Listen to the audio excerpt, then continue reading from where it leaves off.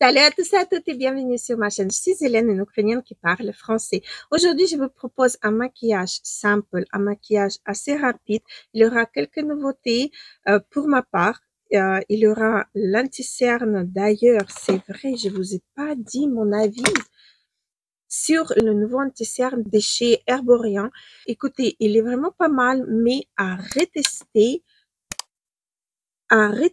parce que c'est qu'une première utilisation et j'avais autre chose que vous allez voir sur le temps, mais pour l'instant ça va, il tient super bien. Vous voyez mes yeux un peu rouges, c'est aussi normal. Je suis fatiguée, je suis presque pas dormi dans la nuit.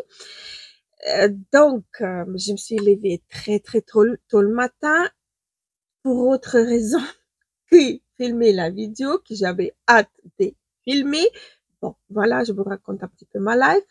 Donc, c'est normal que j'ai les yeux rouges, mais ils ne sont pas malades. Et j'ai pas pleuré non plus. C'est vraiment la fatigue, ça m'arrive assez rarement, mais là, c'est le cas. C'est la fatigue qui m'a attrapé vraiment beaucoup. Et même moi, je me vois dans le miroir, je me suis dit, ouh, vous savez quoi? On va essayer un truc. Je vais prendre mon crayon de chez MAC en teinte light medium, je crois il s'appelle comme ça. C'est un crayon clair, un crayon complètement, vous voyez, et on va essayer, est-ce que ça marche vraiment ou pas si on met le crayon beige dans la muqueuse, est-ce que ça va me sauver la mise ou pas? On va voir ça tout de suite.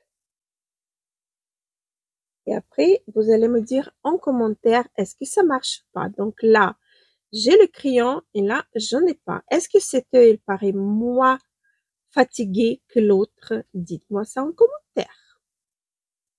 Et alors, sur ça, je vous laisse, je continue sans vous. Vous me dites dans le commentaire, est-ce que c'est vrai ça ou pas, qu'on paraît beaucoup moins fatigué avec le crayon beige ou pas dans la muqueuse. Et moi, je vous laisse avec le maquillage et petite nouveauté que je vais tester avec vous. J'ai mis une petite serviette pour ne pas me tacher, vu que j'ai une chemise claire, carrément blanche. Et je vais commencer par neutraliser mes rougeurs avec ELF. C'est un correcteur vert. Et je vais utiliser le Camo Concealer de chez ELF dans la version hydratante. J'ai déjà utilisé la version matifiante, je crois, et là, je me suis pris une version hydratante, vu que j'ai ma peau, elle est un peu sèche, donc je vais mettre un petit peu d'édu sur ma main. Je vais mélanger les deux. Et là, cette pâte, cette mixture-là, je vais utiliser comme mon fond de teint. Vu qu'ici, il en a vraiment une quantité assez grande des anti-cernes. J'ai oublié d'allumer le micro. Là, j'avais vraiment envie de tester la version hydratante, vu que ma peau, elle apprécie mieux. Donc, voilà. En fait, ça stabilise. La formule, elle est assez stable. Du coup, je vais prendre un nouveau anti-cerne. Là, on est dans la nouveauté de chez Herborian. C'est un anti-cerne super bébé concealer en ginseng, correcteur soin couvrant avec un SPF 25. Anti-imperfection pour les dark circles. Pour les yeux panda, on va dire, pour les cernes foncées. Donc, il se présente comme ça. Il est vendu dans une boîte comme ceci. Je l'ai pris en teinte claire. Hop, voilà. La teinte, normalement, ça doit me convenir. Je suis en train de voir la texture. Elle est élastique, mais un petit peu poudreuse. N'oubliez pas que tous les anti-cernes de chez Herborian, ils sont date limite après utilisation 3 mois. Donc, vous pouvez super bien le utiliser comme anti-cerne et comme correcteur des fonds de teint, etc. La teinte, elle est vraiment parfaite. Ici, on voit pas la différence entre ma peau et le correcteur. Je vais prendre un pinceau pour anti-cerne, un peu plus précis que mes gros doigts. Pas mal du tout. Écoutez, c'est vraiment pas mal du tout. Comme j'ai dit, la texture, elle est élastique. Elle va se figer légèrement, mais j'ai l'impression que ça va pas rentrer dans le rides et le ridule parce que là, la texture, elle est assez souple. Je sais pas si je m'exprime bien ou pas. Ça a bien couvert, ça a flouté. Ouais. Bon, j'ai pas mis une tonne non plus. C'est que je vous déconseille également à mettre une tonne. Alors, j'avais encore un produit pour tester et là, je le vois plus. Ah, il est là. J'avais pris un stick correcteur illuminateur Perfection et je l'ai en teinte fer. Il se présente exactement comme plupart des produits de ces jours-ci. On va voir déjà la teinte. Elle est claire, donc ça va bien éclaircir et normalement corriger, mais côté sombre.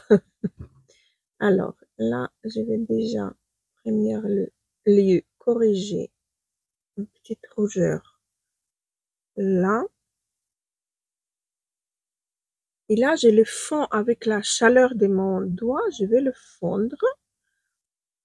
Je préfère même cet anti-cerne correcteur illuminateur tout en un que les anti-cernes classiques parce que là, pour les pommatures, c'est vraiment fin. Ça rajoute pas de la texture, ça corrige super bien. Je le mets juste là où j'ai besoin et en toute petite touche. Et là, je vais fondre. Je vais pas étirer ni rien, je vais vraiment fondre la matière sur place. Je vais également corriger mes... Regardez comme ça estompe. Hein. J'espère que vous voyez quand même. J'ai fait toute petite touche. Et là, encore une fois, avec les doigts, j'appuie juste pour fondre la matière. Je ne tire pas, rien du tout. C'est juste pour fondre, pour éclaircir cette zone de mon visage. Je vais voir après en évolution si ça rentre dans les plis, dans les rides, ridules, etc. Et puis, on verra bien ce que ça va donner. Je vais mettre ma base de chez MAC Paint Pot en teinte Painterly et on va passer au maquillage des yeux.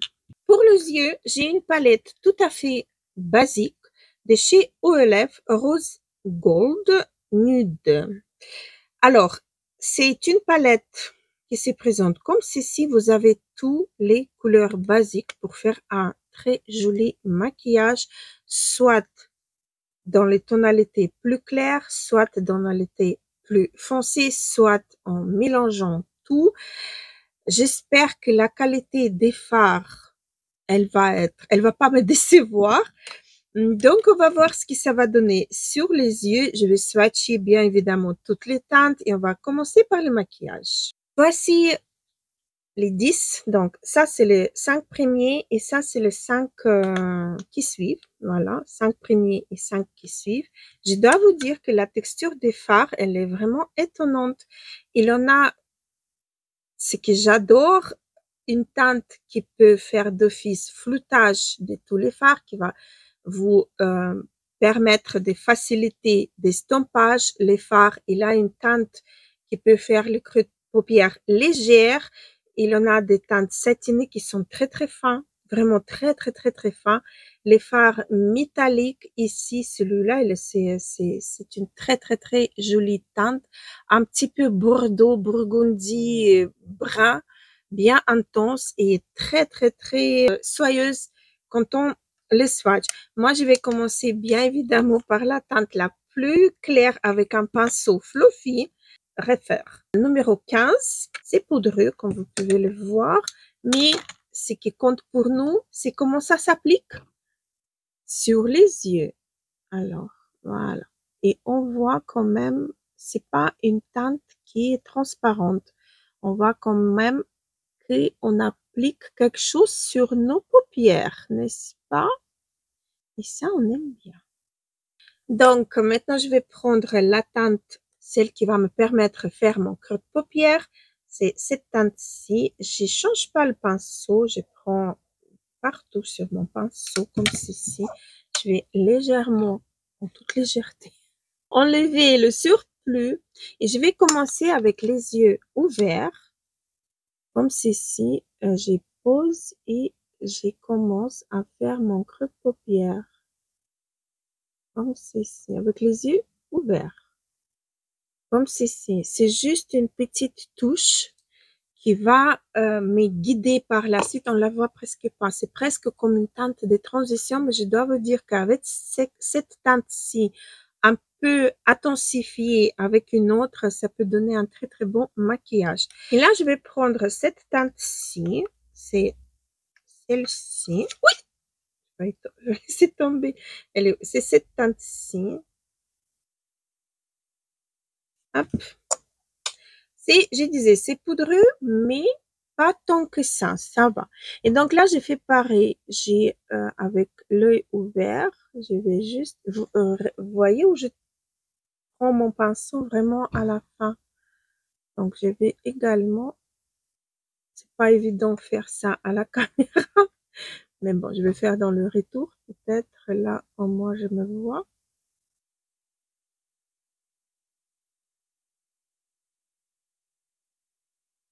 Et là, j'étire un petit peu vers l'extérieur, mais en toute légèreté. Je remonte pas mon fard très très haut. Je fais carrément sur place. Et avec ce que j'ai, le reste que j'ai sur le pinceau, je vais descendre en bas.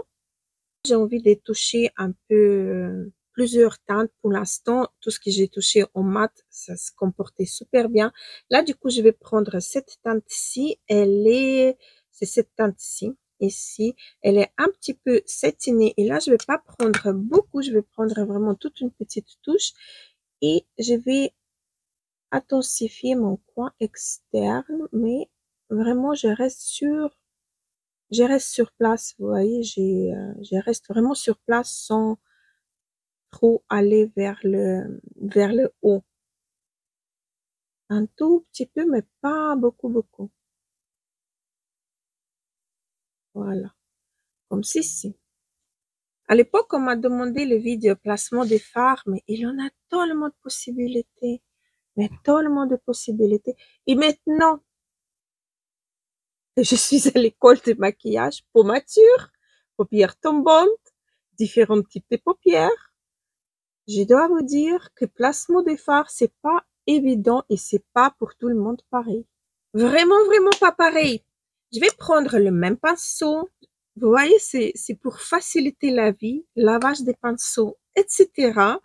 On va apprendre des choses qu'on n'a pas habitude de voir sur les chaînes. Et je vais prendre cette teinte-ci qui est un petit peu rouge. Je crois que c'est celle-ci. Oui.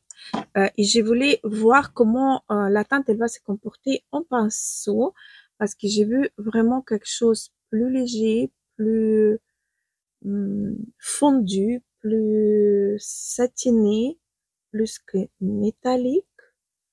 Voilà, je vais juste éclaircir un tout petit peu. Regardez comme c'est beau. J'aime beaucoup avec le pinceau, ça marche bien. Il n'a pas des chutes, du moins pour l'instant, j'en ai pas. Voilà, voilà, c'est pas mal du tout, je trouve. Je vais prendre cette teinte, elle est où, celle-ci, la claire, avec mon petit doigt. Elle est vraiment très, très, très, très belle. Et je vais la mettre un petit peu sous arcade sourcilière en toute légèreté, juste pour apporter une petite lumière là. Je dois vous dire que la palette là, elle est pas mal du tout pour tous les jours, pour aller travailler par exemple, pour pour être un peu chic. J'aime bien. Là, j'ai pris le pinceau Refer 23 et j'ai pris cette teinte-ci pour un petit peu intensifier mon ras de cils, mais juste pour contourer un petit peu, pour intensifier un petit peu mon œil, mais modeler un petit peu sans trop impacter. Voilà, c'est juste la partie là. Voilà, je trouve c'est pas mal. Je prends la teinte, celle-ci. Je vais un petit peu repasser mon ras de cils en bas. Et si je vois que je suis descendue un peu trop, je vais prendre mon nouveau chouchou de chez ELF, highlighter concealer, et comme ça, en regardant droit dans le miroir, hop, je vais remonter mon œil d'un côté et de l'autre. Voilà. Et là, je vais estomper en toute légèreté, soit avec le pinceau anti-cerne, soit au doigt. C'est à vous de voir. Là, je vais faire avec mon pinceau anti-cerne et un petit peu avec mes doigts pour adoucir un petit peu la ligne droite. J'ai crié. J'ai les yeux un petit peu rouges. Je vous ai pas dit, peut-être je vais dire ça dans l'introduction, mais donc j'ai les yeux rouges parce que je suis fatiguée. J'ai fait un petit voyage de quelques heures en voiture, à peu près 6 heures. Donc, ça fatigue un petit peu les yeux et j'ai pas de gouttes, vous voyez, pour les yeux fatigués. Je vais prendre le crayon Luxe Gel Eyeliner de chez la marque Riré en teinte brun. Voilà, il est un petit peu trop foncé, mais bon, je vais colorer entre cils. J'espère que vous allez voir. Vous pouvez prendre le pinceau, appuyer comme ça et colorer entre, parce que je vais pas dans la muqueuse. Je vais vraiment entre les cils. Je sais pas si vous allez voir ou pas.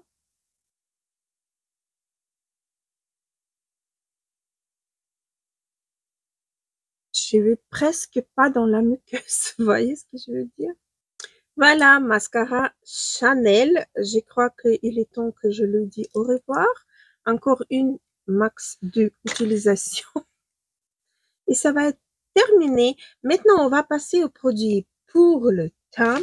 Et là, j'ai la marque Tarte avec deux petits produits que j'ai pas encore testés. Donc, un highlighter et un blush. Je l'ai en deux teintes. En fait, j'ai pris un pack de 4. Il a deux highlighters et deux blushs.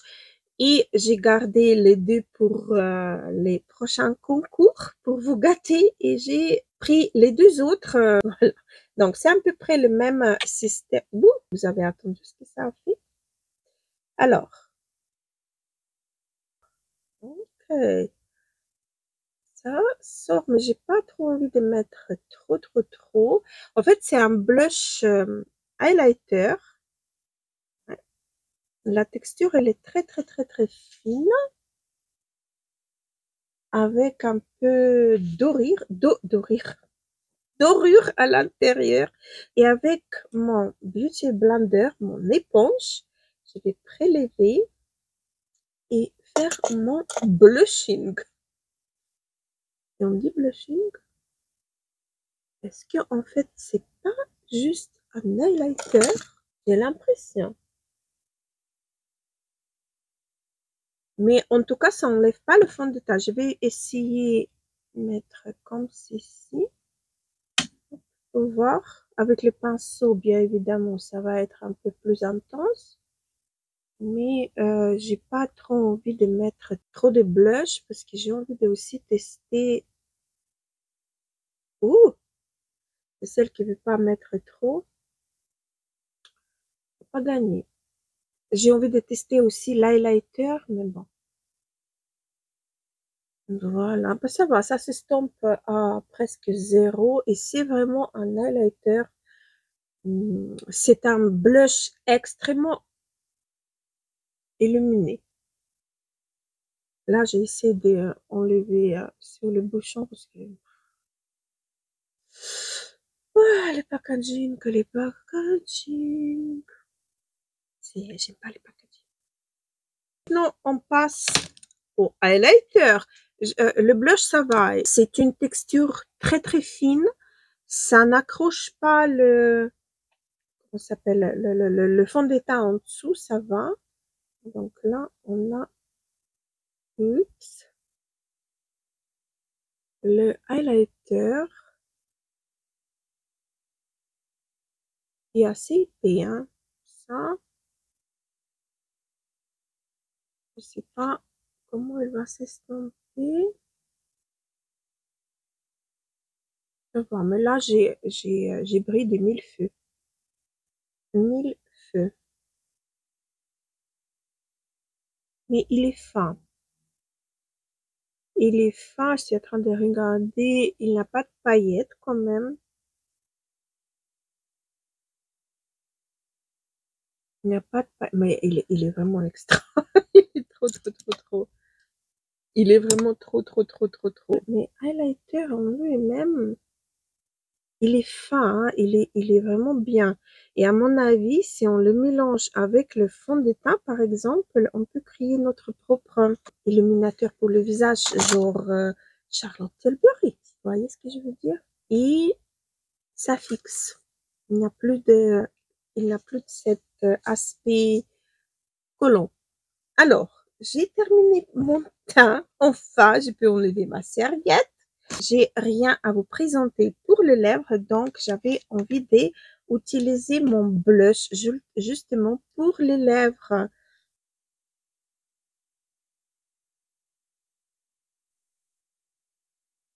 Ça marche bien en fait pour les lèvres. C'est pas mal du tout. Je vais utiliser ma poudre pure pour matifier tout ça. Matifier ma zone, pas matifier, mais en fait fixer le maquillage sur ma zone T déjà. Ça veut dire que le anti-cerne lèvres hydratant, il est pas si hydratant que ça. On peut même dire que pas du tout hydratant que ça parce que il fait quand même des petits plaques. On voit la matière, donc c'est pas vraiment un anti-cerne pour les peaux déshydratées. Il va quand même un petit peu accrocher le highlighter et le blush et highlighter. C'est en fait comme du comment on appelle ça, le shimmer. Il nous reste Charlotte Bio, la poudre pastel qui va maintenant me parfaire le teint sans enlever l'aspect lumineux, sans enlever l'aspect bah, joli que j'ai créé. C'est une poudre magique. N'hésitez pas à aller checker les autres avis sur cette poudre, mais pour moi, j'ai la peau sèche, peau dans certains endroits bien déshydratée. Mais qu'est-ce que j'adore cette poudre. Elle floute tout. Elle mélange toutes les matières. Elle est vraiment très, très, elle est vraiment très, très, très, très bien, cette poudre. J'aime beaucoup. Charlotte Bio, génial. Donc voilà, si vous avez des suggestions, si vous avez des envies que je teste d'autres produits, si vous avez les idées des maquillages, n'hésitez pas à me les proposer. Ça me fera énormément plaisir également à papoter avec vous. Donc, j'espère que la vidéo vous aura plu. J'espère que vous avez passé un bon moment en ma compagnie. Et sur ça, je vous laisse. Je vous embrasse très, très fort. Gros bisous, à la prochaine.